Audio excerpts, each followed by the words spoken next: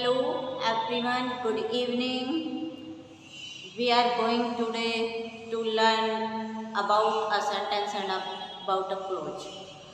What is the difference between a sentence and a clause? It is the topic and I am going to teach you about a clause. आज मैं आपको एक close के बारे में पढ़ाने जा रही हूँ। एक सेंटेंस क्या है, क्लोज क्या है। वैसे नॉर्मली सेंटेंस तो सभी जानते हैं, लेकिन क्लोज में बच्चे कंफ्यूज हो जाते हैं कि क्लोज क्या होते हैं।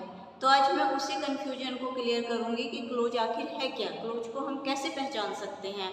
आप इस वीडियो को शुरू से आखिर तक देखिए और इसके लास्ट तक आप बिल्कुल आपको क्लियर हो जाएगा कि क्लोज क्या होता है। कभी भी आप नहीं भूलेंगे, जहाँ पे आप क्लोज को देखेंगे तो आप तुरंत पहचान लेंगे कि यह कौन सी क्लोज है। यह सबऑर्डिनेट क्लोज है या ये एक कोऑर्डिनेट क्लोज है या प्रिंसिपल क्लोज है।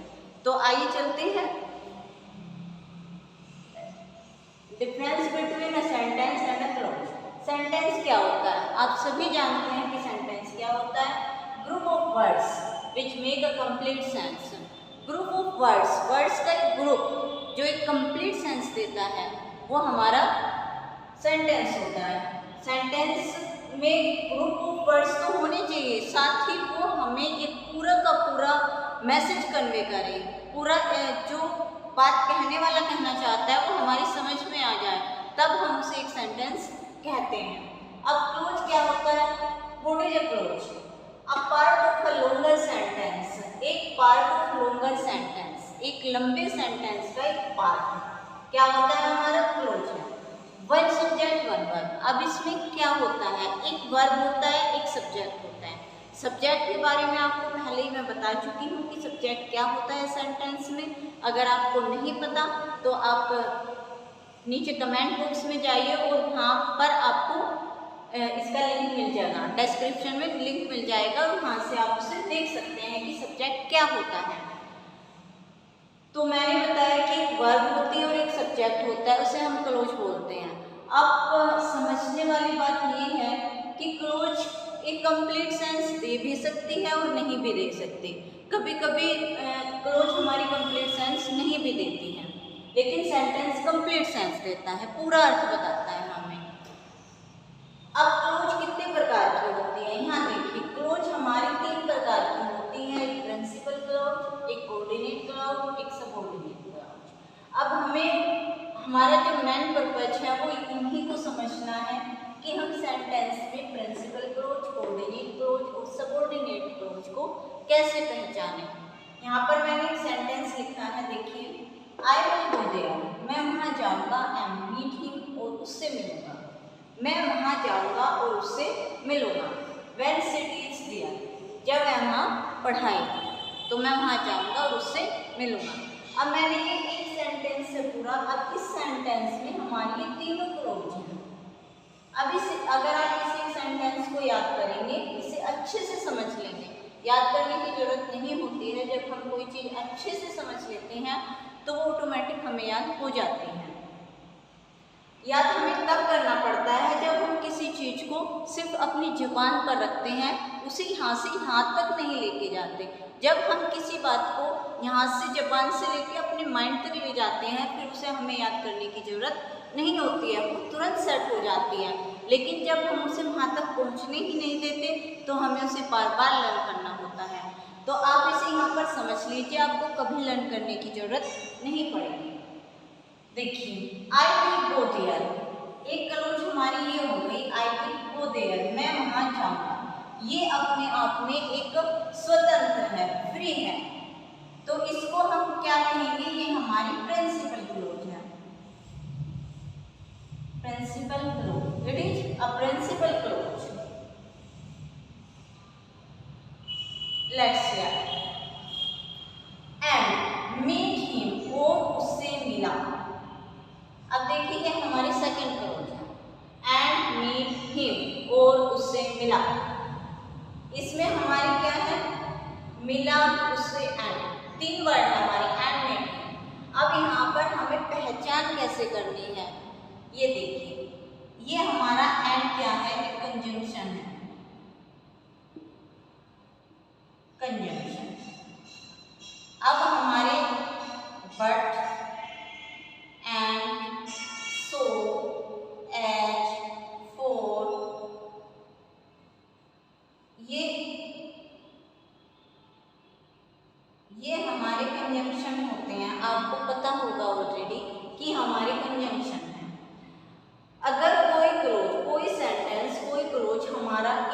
जुड़ा हुआ है, बट, सो, एज, फॉर आदि और भी हैं, देयरफॉर, एंड, तो हम उसको क्या कहेंगे, वो हमारी कोऑर्डिनेट क्लोज होती हैं।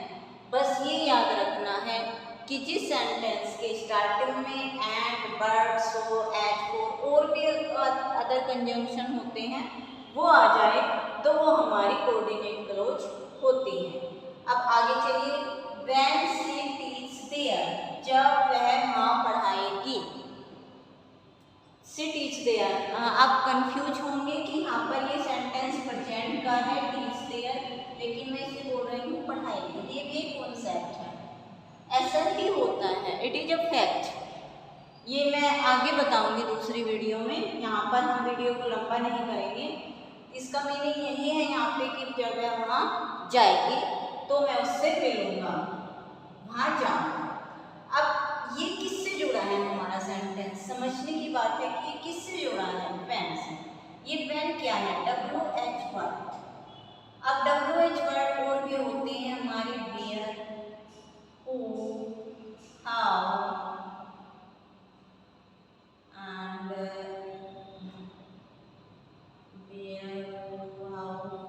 why, whereas, एंड एक और होता है इसमें if और that, if और that और WH वर्ड्स।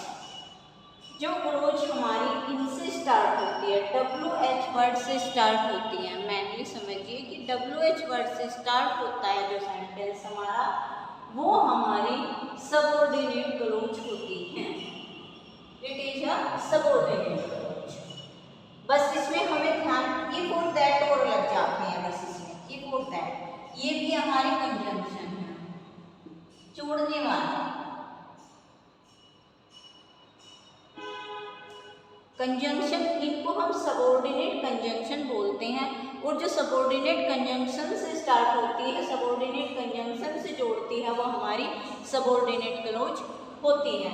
तो बस हमको याद इतना रखना है कि अगर सेंटेंस में एंड, बट, सो, एज आदि शब्द आ जाए तो वो हमारे कोऑर्डिनेट क्लोज है। और अगर कोई क्लोज, कोई सेंटेंस WH वर्ड से शुरू होता है और WH वर्ड के साथ if और that भी होता है, इनके साथ नहीं मीन्स, समझिए अगर यहाँ पे if आ जाए या फिर that आ जाए और या फिर कोई WH वर्ड आ जाए, तो ये सब हमारे सबऑर्डिनेट क्लोज होते हैं। व्हेन के स्थान पर that भी आ सकता है हमारा, if भी आ सकता है और WH word, but WH word के साथ हमें if और that को भी याद करना है। अगर ये हमारे किसी सेंटेंस के स्टार्टिंग में आते हैं तो उस सेंटेंस को हम सबऑर्डिनेट क्लोज कहते हैं। आई थिंक ये अब आपको क्लियर हो गया होगा पूरी तरह से कि प्रिंसिपल क्लोज क्या होती है। प्रिंसिपल क्लोज में एक सेंटेंस होता है और अपने आप में स्वतंत्र होता है, किसी पर डिपेंड नहीं होता है। एंड, बट, सो आदि कंजंक्शन वाली क्लोज जो होती है वो हमारी कोऑर्डिनेट क्लोज होती है। WH वर्ड वाली और साथ में if और that और दो वर्ड होते हैं इसके साथ वाले कंजंक्शन वाली सबऑर्डिनेट क्लोज होती हैं हमारी। तो आज आपको ये क्लियर हो गया होगा कि हमारी क्लोज कौन कौन सी होती हैं और हमने कैसे पहचान सकते हैं। इसी के साथ मैं वीडियो का एंड करती हूँ। अगली वीडियो में मैं आपको समझाऊंगी टाइप्स ऑफ सेंटेंस, सेंटेंस कितने प्रकार के होते हैं, बेसिस ऑफ क्लोज, क्लोज के आधार पर। मैंने पहले भी सेंटेंस के टाइप का एक वीडियो डाला हुआ है, उसमें मैंने अफर्मेटिव और इंटेरोगेटिव वाले सेंटेंस बताए थे कि सेंटेंस कितने प्रकार के होते हैं। इसमें मैं बेसिस ऑफ क्लोज, क्लोज के आधार पर सेंटेंस के टाइप बताऊंगी, तो उसे जरूर देखिए और समझिए।